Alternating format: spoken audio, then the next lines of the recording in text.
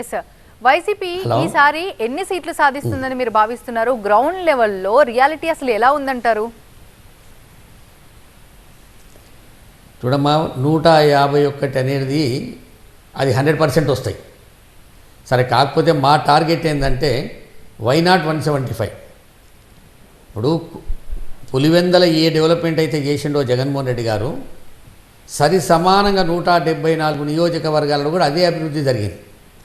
Even కుప్పంలో కూడా చంద్రబాబు నాయుడు కాన్స్టిట్యున్సీలో కూడా రెవెన్యూ డివిజన్ చేయడం కావచ్చు, మున్సిపాలిటీ చేయడం కావచ్చు, కృష్ణా నీళ్ళు తీసుకుపోవడం కావచ్చు, అన్ని విధాల అక్కడ పెన్షన్ల విషయం కావచ్చు, అమ్మఒడి విషయం కావచ్చు, పార్టీలకు అతీతంగా,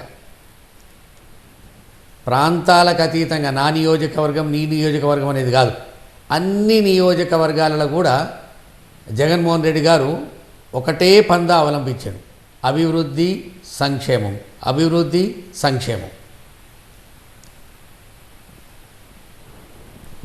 ఎస్, ప్రాంతాల వారీగా చూస్తే ఎక్కడెక్కడ వైసీపీ చాలా స్ట్రాంగ్గా ఉందని మీరు భావిస్తున్నారు? ఎక్కడ వీక్గా ఉందనిపిస్తుంది?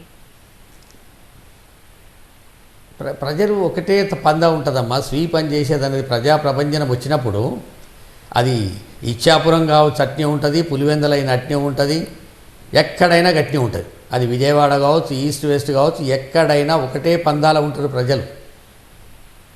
భారతదేశ చరిత్రలో మనకున్న రాష్ట్రాలలో హేమాహేమీలు ముఖ్యమంత్రి కావడం మనం చూసినాం.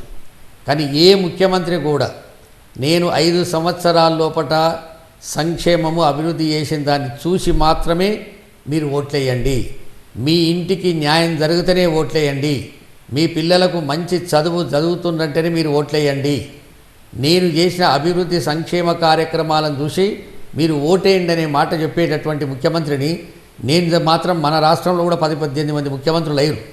ఎప్పుడైనా ఏదో ఎజెండా తీసుకుపోవడం, ఏదో కళ్ళబొల్లి మాటలు చెప్పడం, ఏదో ప్రజలను మభ్యపెట్టే ప్రయత్నం చేశారు. కానీ ఏ ముఖ్యమంత్రి కూడా నేను 59 నెలల్లో ఏ అభివృద్ధి సంక్షేమ కార్యక్రమాలు చేసినో ఆ కార్యక్రమాలను మీరు దృష్టిలో పెట్టుకొని మీ ఇంటికి నిజమైన లాభం జరిగితేనే, మీ ఇంటిలో అభివృద్ధి జరిగితేనే నాకు ఓటేయండి అనే మాట చెప్పేటటువంటి ముఖ్యమంత్రిని నేనైతే ఫస్ట్ టైం చూస్తున్నామ్మా. ఎస్, మరి ఈసారి కూడా రాయలసీమలో క్లీన్ స్వీప్ చేసే అవకాశాలు ఉన్నాయా?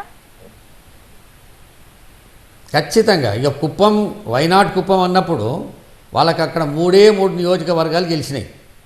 ఒకటి ఉర్వకొండ అండ్ బాలకృష్ణ గారు, చంద్రబాబు గారు.